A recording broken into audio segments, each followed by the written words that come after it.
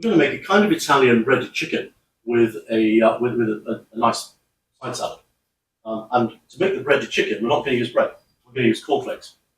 And to do that, we're going to take my trusty 1980s Robo Chef, which is, I have another food processor, a big one, but I just like this one. I'm just going to put some cornflakes in here.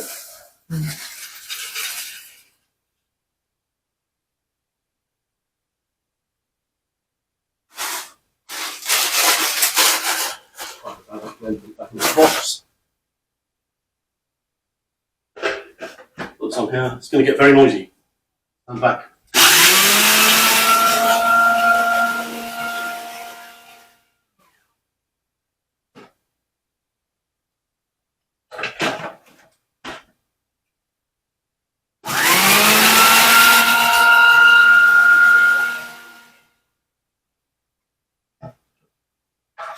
So you can see now here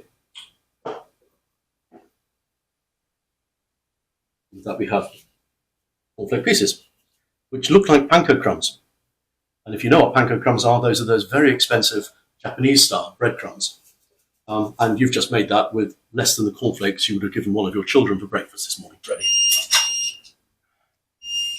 Regular viewers will know that these beeps that you get from this are because my Bosch is the worst piece of kitchen equipment I've ever owned. I haven't made it make that noise. It's doing it all on its own. One large chicken breast.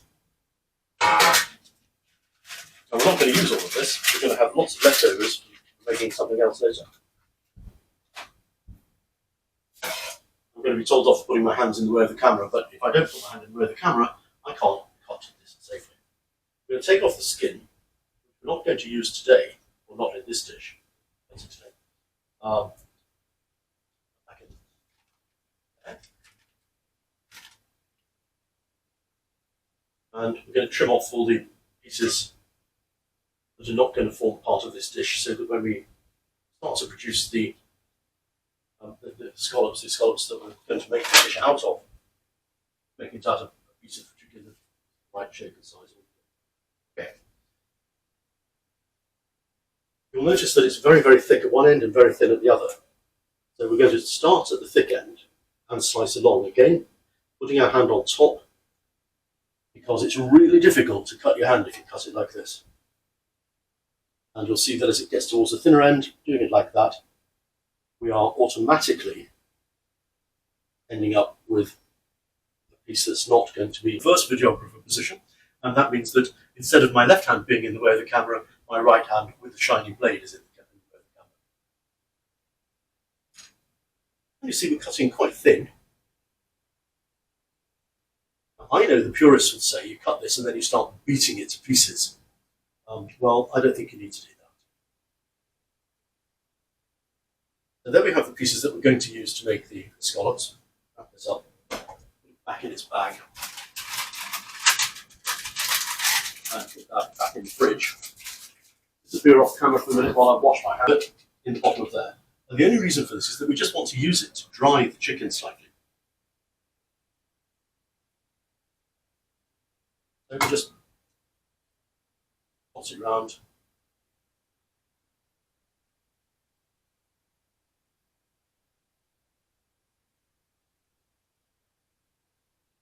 This doesn't add anything except, so far as you can add dryness, it's adding dryness. Reaction. Just beating up an egg. Make an egg wash. I'm going to use in just a second. I'm going to put the crumbs here and just move them around a bit. Nothing sophisticated, because really good home cooking isn't about sophistication. It's about getting the right product on the dish at the right price at the right time. See, so far we've used less than half of a big chicken breast, a small handful of cornflakes, and an egg. So I don't know what you would pay for a chicken drumstick or for a chicken breast. But whatever it is, you're going to end up with a good meal for 2 people here at a fraction of what it would cost to order a similar dish from a restaurant. And you're going to do it and make it in less time than it would take to order it and get it delivered. And you're going to know exactly what's in it. You're going to know the salt content and the sugar content. So you know that you're feeding your family healthy food. You're not getting a fancy version of junk food produced in a factory kitchen somewhere and shaken to bits on the back of a motorbike as it's brought round to your house. That chicken is now ready. Point. Okay. A lot of people say you should make your piece of carrot cut exactly the same size. And there's good reason for that, which is that they then cook all at the same time. But if you're cooking slowly, it really doesn't make that much difference. But the other thing is that they're really doing it because French chefs have given it a name, and they say this is how you should cut your vegetables. And so people think if I'm not doing it that way, I'm not cooking properly. Well, honestly, that's nonsense. So when you cut a pepper, you see it's got these veins inside. Down to the veins. And when you do that, you're maximising the amount of pepper that you get out of the vegetable. Is pepper a vegetable or a fruit? Make a note in the comments. Tell me what you think it is.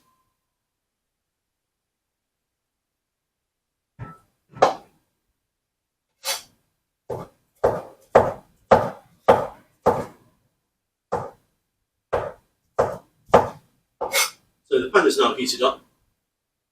And we're going to put the chicken in the pan.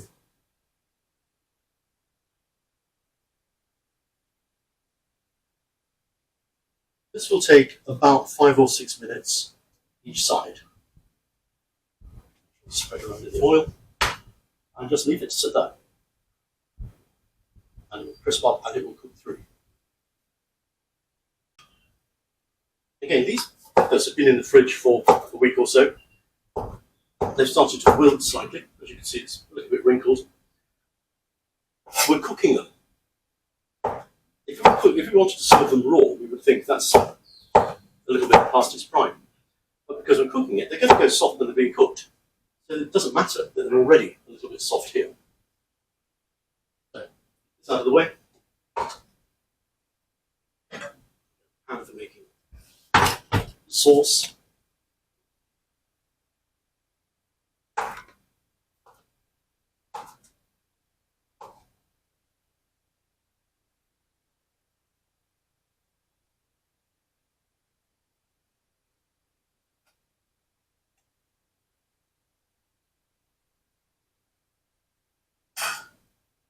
Use your favourite ordinary cooking oil. Mine happens to be peanut oil because I like the depth of flavour that it gives me. Not very much. Again, we're putting it into the cold mosaic again. As we have in other videos, we're putting it into a cold pan. We'll add the vegetables into a cold pan. This means that, unlike stir frying, that the vegetables are not sealed by going into the pan. They absorb the flavour of the oil. Oil, you might as well get oil.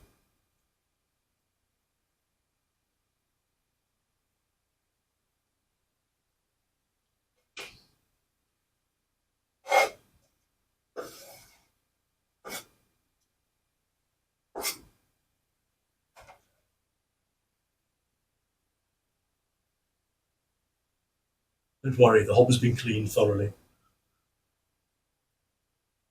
If you look at the Tom's Café website, tomscafebh.com, you'll see the cleaner I recommend making for yourself, because it will cost you a tiny fraction of buying the cleaners that you buy commercially, and yet it does all the job that they do to keep flavours, to avoid having to buy storage jars.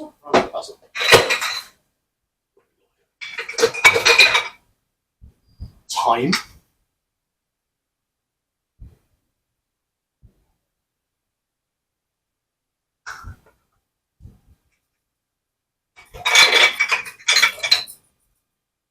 Rosemary.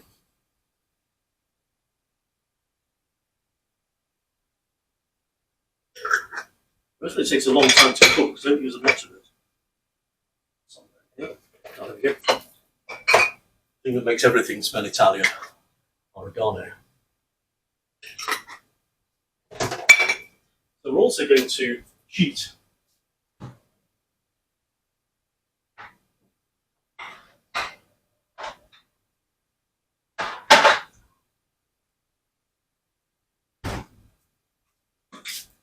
Lazy cook standby, garlic powder. Which is blowing all over the place because we're standing by an open door.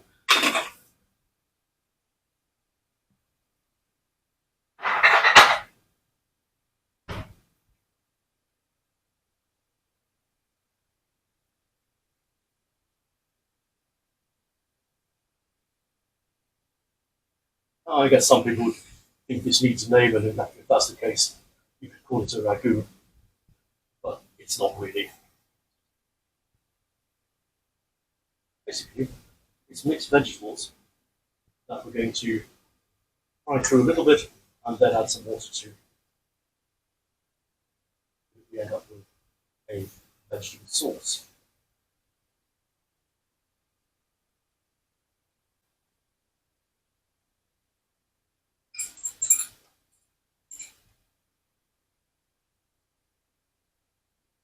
Add a few capers and a bit of the juice that capers come in. It's got flavour. It's very, very salty. So remember that when you're thinking about what you're going to add later, don't necessarily add any more salt. Because you've just done it with that, for example. And then sun-dried tomatoes, but we're not going to put the whole tomato in. We're just going to use some of the oil flavour.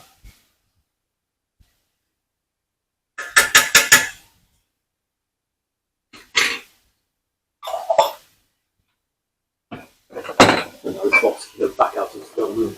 Get the water on for the pasta.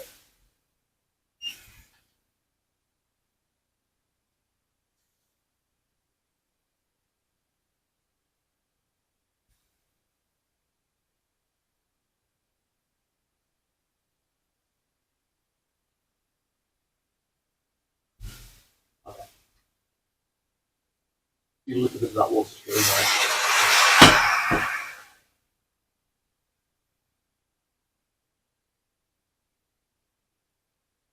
And then we can turn this off and just cover it, and it will steam itself into flavour.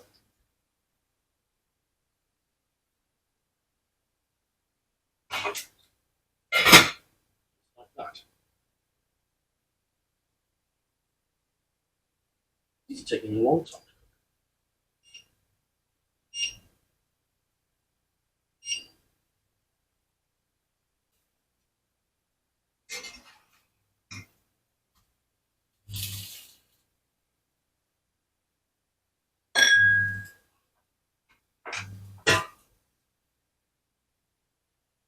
We're going to give those 6 minutes. And we're going to leave that doing what it's doing. We're going to leave that till it boils, and then we're going to go through there and make a quick salad.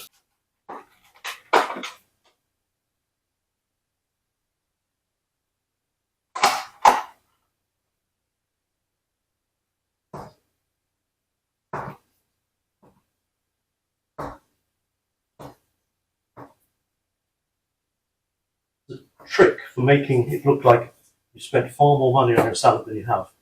If you cut your little tomatoes into 4 pieces, they fill the bowl. If you leave them whole, then you need a lot more, so the bowl looks like it's full. And the fact is, the flavour is just the same. So you're saving money with an optical illusion. Stupid battery.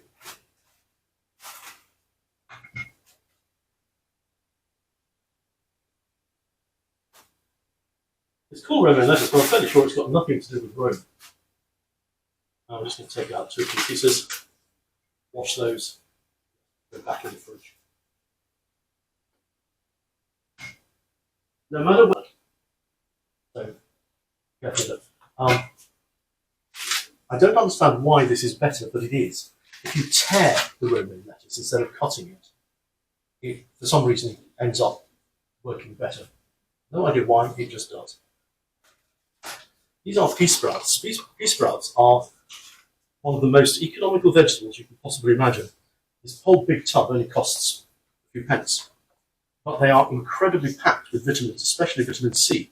There's as much vitamin C in a handful of these as there is in an orange, apparently. So, very, very cheap vitamins. And rocket. This is where you spend the money. Rocket is very expensive. Again, has to be washed, even if it says it's already been washed on the packet.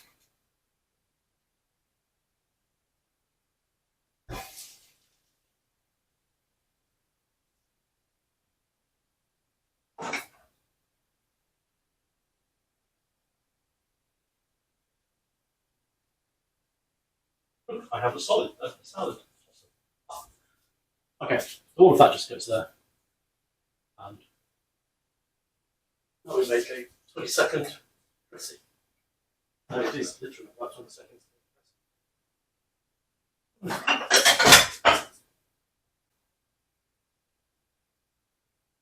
Surprisingly little.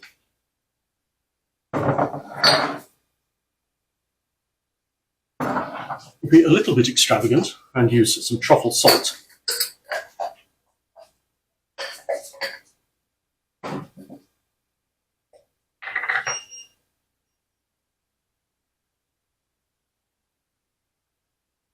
Very much. The truffle in this is quite strong.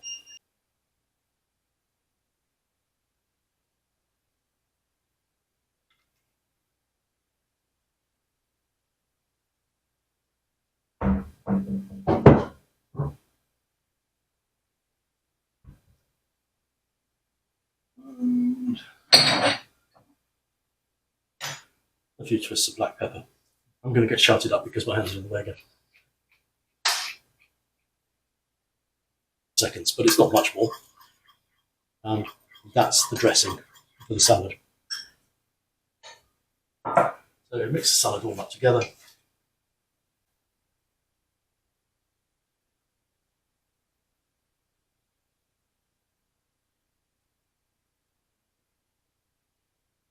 Sprinkle the tomatoes on top so they're highly visible. See how much money you're saving by doing it like this? How much would you pay if you bought this from someone who had to bike it round to you? And how long would it take you to make? Would it take for it to come? Dressing over the top. Toss.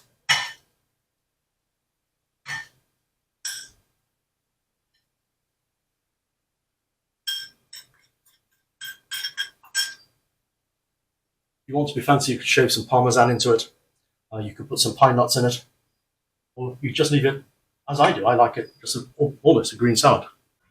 That sauce is definitely ready. So now pasta. Just choose whichever pasta you like. And we might as well just cook the whole thing. This is why you never, look at the jar. This is why you never empty the jar over a boiling pan, because it just fills up with steam. As you can see, all the steam is inside the jar. So if I'd poured some of the pasta into there and left it this, then this would have been full of moisture and the pasta would have gone soggy or even mouldy. You don't want that, do you?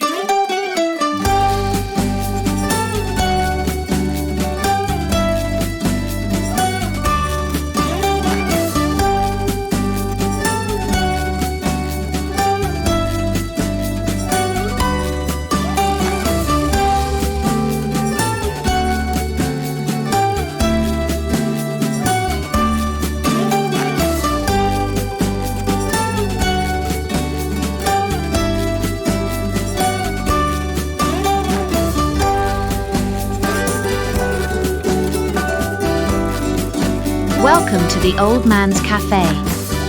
Today, tomorrow, and every day. At home.